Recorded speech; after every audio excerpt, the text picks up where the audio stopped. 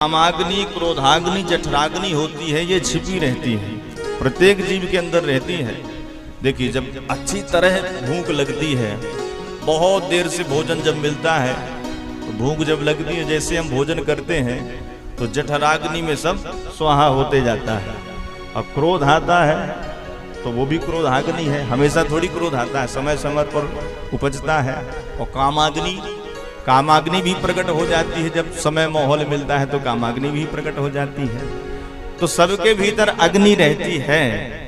तो गोपियां कहती है, भगवान आपने हमारी कामाग्नि को बढ़ा दिया है, प्रबल कर दिया है। क्योंकि पहले तो हम दबा करके रखी थी। अग्नि, दबी हुई अग्नि इतनी खतरनाक नहीं होती जितनी भड़की हुई अग्नि खतरनाक होती है।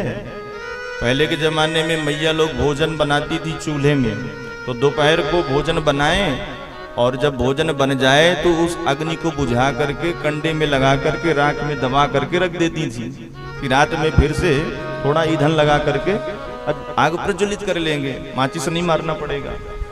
तो दबी हुई अग्नि से खतरा नहीं होता था, पर जब अग्नि चूल्हे में धधकने लग जाती थी, जलने लग जाती थी, तो उस अग्नि के पास माताओं को बैठना पड़ता था कि कहीं घर में ना लग जाए, कहीं बच्चे ना आ जाएं। तो दबी हुई अग्नि उतनी खतरनाक नहीं होती। उसी प्रकार गोपियां कहती हैं कि पहले तो हमारे अंदर कामाग्नि दबी हुई थी प्रभु, पर आपने सुंदर चितवन चला करके, मुस्कुरा करके, नयन दिखा करके, और थोड़ा बहुत कसर रह गई तो मुरली बजा करके, जैसे चूल्हे में अग्नि लगाओ अगर ना जले तो फुकनी से फूंक देती थी माताएं पहले, तो प्रज्वलित हो जाती थी आग। उसी प्रकार भगवान आपने अपनी फुकनी, मुरली रूपी फुकनी से आपने हमारी अग्नि को और भी भड़का दिया है। और अगर आपने इसे शांत नहीं किया तो ये भस्म कर देगी हमें भी, इसलिए जल्दी से इसे शांत करो।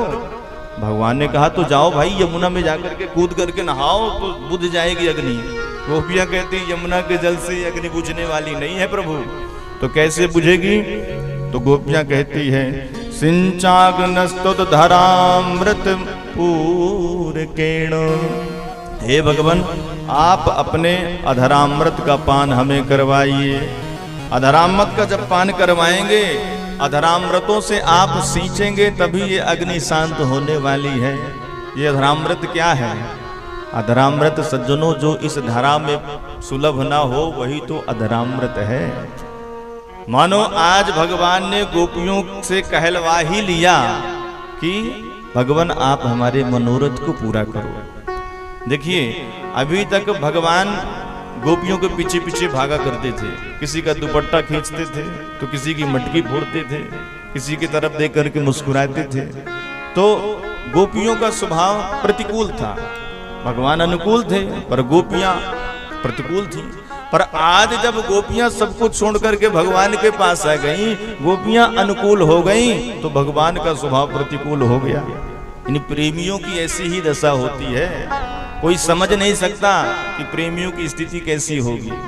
एक रूठे तो दूसरा मनाए, और दूसरा रूठे तो तीसरा मनाए। जैसा सर्प होता है ना सज्जनों, सर्प जब चलता है तो उसको देख करके अनुमान नहीं लगाया जा सकता कि आगे जाएगा कि पीछे जाएगा, अगल जाएगा कि बगल में जाएगा।